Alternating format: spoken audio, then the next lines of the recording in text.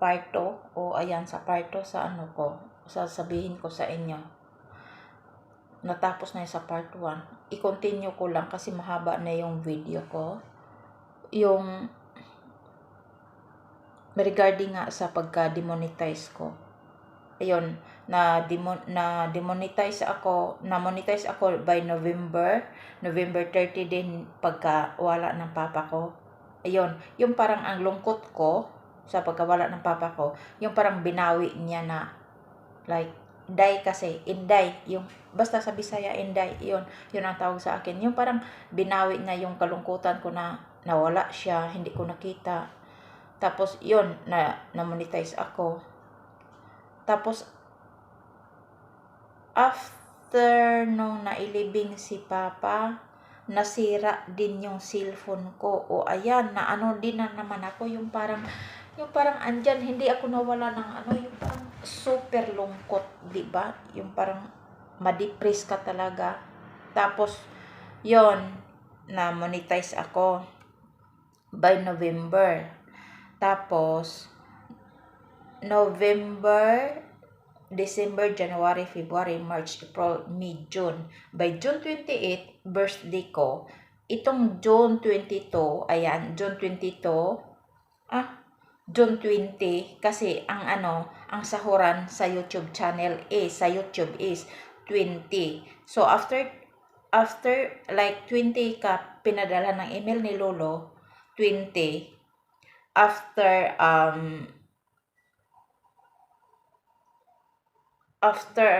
a days, like parang almost 1 week, ayun, andun na yung sahod, napasok na doon sa account mo, sa bank account, I mean. So, ayun, natanggap ko rin yung sahod ko na yon June 28, ang first sahod ko. Kasi na-monetize ako ng November, tapos December nasira yung cellphone, pagka June, yon ang first sahod ko. Birthday ko, o di ba, na ano din sa ako, yung parang nabawi yung kalungkutan ko, kahit nawala yung cellphone ko, nawala si Papa, o ayan. Tapos, John, di ba ang tagal? Kasi, ayan, sabi ng iba, once na nagkaroon ka na ng ads sa mga upload video mo, mayaman ka na, sikat ka na. No, hindi. Kasi, hindi ako sikat na vlogger. Yung iba, like 2 to 3 months, nakatanggap na naman ng sahod, o ayun. Pero sa akin, yung iba nga, like ito ngayon na monetize, aabot pa ng 1 taon saka makakuha ng sahod or more than a year. Kasi nga, ang required ni YouTube para maka ka ng sahod is, yung threshold na required niya is $100. So, kung mahina yung channel mo, like sa akin, paano ka naman makakuha ng sahod mo na $100 by monthly or weekly, o di ba wala, kasi nga mahina yung ano lang naman yung mga content ko. Kaya ang ano ko lang naman is yung parang libangan ko rin dito para hindi din ako gaano ma-homesick o ganyan. Tapos, ayun na, nakatanggap na ako ng first sahod ko by June. Nung birthday ko na yon. Kasi June 20 ang ano ni Lolo. Tapos, after days or 1 week lang talaga, ayun na, nakapasok. Tapos, June, July, August, September, October, November, December. O, di ba? 6 months. Nakatanggap ako ng June, so another 6 months by December. December 20. December 20, may natanggap na naman ako na email na I have a sahod. Andyan na naman yung pangalawang sahod ko. Yun ang pangalawang sahod ko na yung parang masaya ako, O di ba kasi, pero, di ba, can you imagine?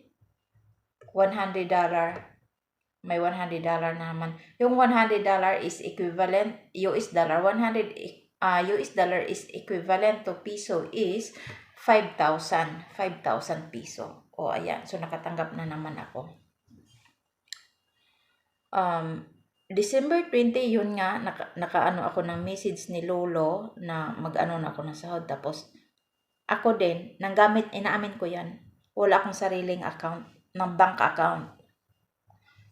Like sa Pinas, wala ako niyan. So, nanghiram lang din ako ng pinsan ko doon sa nanggamit ako ng account niya. Tapos, ayun, sabi ko, December 20, ayun, yung parang pamasko, di ba? So, mga 3 to 4 days, nagdepende lang yan kumbaga, na timing yung 20 sa araw ng Friday. So Friday, Saturday, and Sunday is cut off. Walang trabaho yan. No office hours. So, like, Friday, nag-email si Lolo. Friday, Saturday, Sunday is not counted yan. So, ano pa? Like, Friday, Monday, Tuesday, Wednesday, or Thursday na, nakaano yung pera, nakapasok doon sa bank account na binigay kay Lolo. Yon. Tapos, masakit. Yung parang naghalo yung tuwa mo at saka sakit, di ba? Kasi nung 20 nga, nakaano na, tapos pagka 24, yon, natanggap ko yung nakapasok na yung pera. Sabi ko ng pinsan ko, pakitingin nga doon sa sa bangko kung andyan na ba, nakapasok na ba yung 5,000 ko. Ayun. Ayun nga, nakapasok. Tapos, itong araw lang na to na nakapasok ang pera ko, like 2 days after, nag-message na naman si Lolo. Ayun nga, sabi, yung ko daw na invalid click. Hindi ko alam kung anong nagawa ko kasi katatanggap ko lang ng sahod ng email ng 20, tapos pagka 24, natanggap ko yung sahod ko, nakapasok nga doon sa bank account. Tapos after 2 days, na nakatanggap ako ng sahod, nakatanggap ako ng email na daw ako, demonetize, na invalid click or ano. Kasi wala naman akong ginagawa nun kasi katatanggap ko lang ng pera, di ba? Ng sahod ko ng pangalawa. Kaya yung parang binigay lang yung pangalawang sahod ko, tapos ayun na, demonetize. Kaya iyak ako na iyak no, nagpaturo ako kahit kanino kasi nga bobo ako, inaamin ko yan, di ba? Bobo ako pagdating sa English. Nakaintindi ako ng konti lang, mga yes or no, yun. Kaya, yun. Masakit din kasi not easy to find subscriber. 1,000 watts hour ang required plus 4,000 watts hour. Hindi ko alam kung paano ako makakuha ng 4,000 watts hour. Kaya, hindi pa ako nakapagpugas, pabayaan. Kaya, ayan, hindi talaga easy. Tapos yung iba, ang lang, like, yung unang sahod ko, yun, nakabili ng 5,000, di ba? Nakabili ako ng 25 kilos ata para sa mga anak ko. 50 kilos. Nakabili ako ng 50 kilos kasi dalawa yung anak ko. Ayun. Nakabili ako ng isang sako ng bigas na 50 kilos. Kalahati-kalahati sila, pero hindi ko sinabi. Nagpautos lang ako ng tao na pag-ibigay sa kanila. Yun. Pero hindi ko sinabi na sahod ko yun sa YouTube. Kasi, ang din naman nila expectation is, once na nagsahod ka sa YouTube, is malaki yung sahod mo. Hindi lang nila alam. Kaya, maraming tao nagsabi na, once na ka nga, may patalastas na yung channel mo, ayun, YouTuber, diba? Laoy, sikat ka. Laoy, nag-YouTube ka, yayaman ka na niyan. Diyos ko po, santimaan. Hindi porket may ads na yung mo, advertise, yung mga upload video mo, yayaman ka na. Hindi, Ginoo ko. Marami pang itchiburitche. nga na imong tabukon din sa sapa ay ka makakuha ng 100 nga kuan ni lulo nga threshold. So ayun ang ano din sa pangalawa ko na yung parang kasi sa akin kasi o di ba naghalo-halo na yung ano ko. Yung akin kasi yung sa pangalawang sahod ko ayoko yung maubos man yung pera na ipadala ko sa Pilipinas kahit hindi sahod sa YouTube, kahit sa sahod ko dito magpadala ako ng pera. Ayoko yung natural naman talaga, 'di ba? Ano na 'yan, yung parang natural na 'yan sa atin na pagkain, kailangan sa bahay, kung ano pa. Pero pwede ba hindi naman lahat na yung pera na padala puro na lang kain, bayad dito, bayad doon.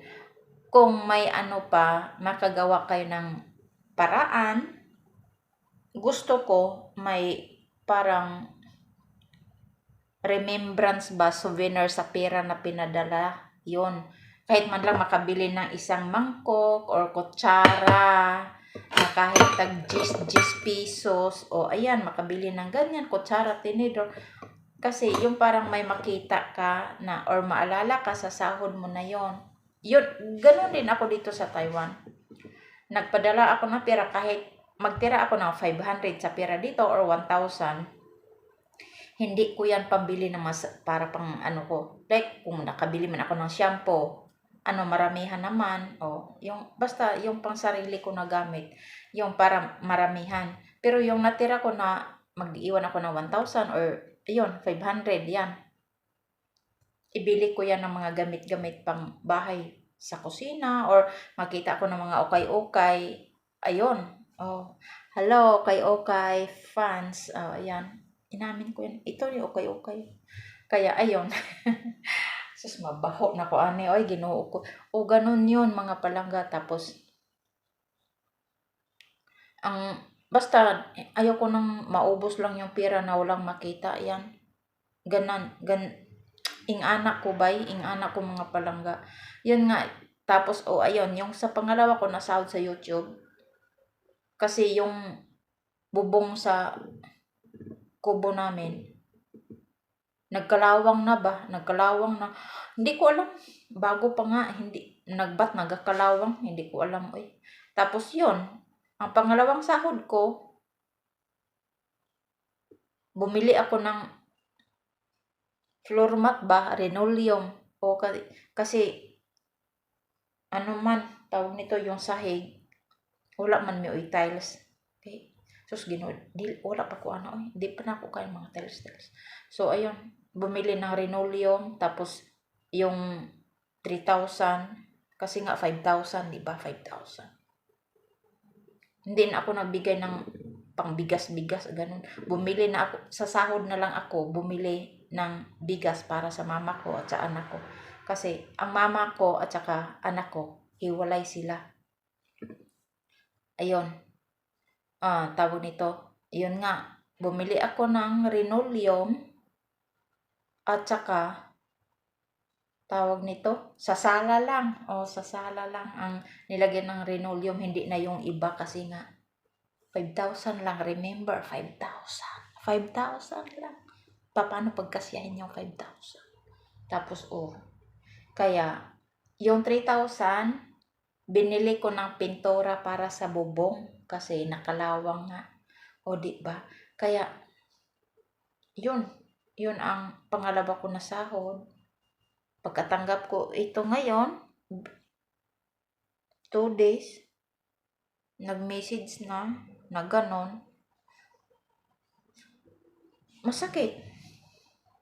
Kaya, sana naman sa inyong mga palangga dyan, nakapanood nitong YouTube channel o itong vlog ko, maluoy mo sa pobreng Bisaya. Magtulungan tayo. Kasi yung sa akin naman, nag-vlog ako, hindi naman yung pag nakatanggap ako ng pera, sinasarili ko. Soon, sana, kahit nga pa kung yung 5,000 lang na yung 5,000 mo na sahod, makatulong ka rin kahit papano. Kaya ayun. Kaya yung time na ano talaga, yung sa pangalawang sahod ko, gusto ko sana nun, ibili ko lahat ng bigas, tapos ipamigay ko doon sa mga kamag-anak, yan, kapitbahay. Pero, ang ano ko na lang is, kasi may tumawag, ayun, ano na lang, tawag nito, basta yung sa pangalawa ko, binili ko na lang ng pintura, para may souvenir talaga, ayun. Kaya ngayon, palagi ko nakita ang bubong namin na may pintura. That pintura is souvenir of my second sahod. Tapos na-demonetize ako. Tapos, nung pagdating ng sahod ko, yun na lang, bumili ako ng isang kaban na bigas, grocery, at saka, yun ang sinabihan ko yung kapatid ko na tag 3 kilo. Ayun, marami-rami din. 5 man ata yun. Tag 5 kilo. Kasi, hindi naman ako as in na maraming sahod or malaki ang sahod, di ba? Hindi naman ako maraming pera. Kaya, yun lang. Bumili lang ako basta sa pangalawang sahod, bumili ako ng pintura. Pinapintura ko dun sa bubong para may souvenir talaga ako sa aking YouTube na sahod. Siguro, kung nag-ano pa yun, tuloy-tuloy, nakapag-ano din ako, bigay-bigay kahit papano. Kaso nga, wala eh. Sana, itong pangalawa ko, soon, sana, ano na lang, I hope so. Kaya, yun, sa bubong, sa pangalawang sahod, tapos bumili na, kasi hindi ko na kasi ang plano ko talaga nun, pag nakatanggap ako ng pangalawa, yun nga, or sa pangatlo, para na yun sa bigay ko ng pagkain, ganyan. Kasi, nakaranas din naman ako na ganyan. Kahit naman ngayon, mahirap pa rin. Pero gusto ko lang like makatulong. Pero, doon na lang ako bumawi kasi nga, demonetize nga ako. So, doon na lang ako bumawi sa sahod ko. Bumili ako nga ng isang kaban. Tapos, tag 5 kilo. Yun. Tapos, may grocery. Mga dilata. Yun lang ang ginawa ko. Sabon. Yun lang ang ginawa ko na makabawi ako kasi nga hindi ako nakabigay doon sa pangalawang sahod ko. Kasi yun nga, binili ko ng pintura. Kaya hanggang dito na lang, ang daldal ko na nag-ano na yung kamay ko, nagalagkit-lagkit, hindi pa ako nakapaghugas sa kamay, maghugas pa ako ng plato. Kaya again, sa mga palangga, sa mga nag-YouTube din, gulang tayo. Kaya, iwasan na lang din natin yung mga background. Kasi, kahit na nagsabi dyan na no CPR. Kasi minsan mag-search ako, which video that no CPR for background. Ayun. Sabi, ayan, ito. Si Mutya Kabaliling, like for example. Tapos, pag-upload mo naman doon, si Mutya Baliling, ang Mutya Baliling, may CPR pala, ayun. So, mag-ano ka na naman, di ba? Kasi nga, na-upload mo na yun. Anong magawa mo, na-upload mo na yun. Kaya, i-delete. Sayang yung pag-daldal mo na doon. Kaya, mga palangga, dito na lang ako magtapos. Salamat ang marami sa inyong mga palangga. Sa habang pagsuporta sa Pobreng Bisaya na nagbibis dito sa Taiwan. Sana hindi kayo magsawa sa akin. Again, ingat tayong lahat. At God bless everyone. Jesus loves you. And also, again, bye-bye.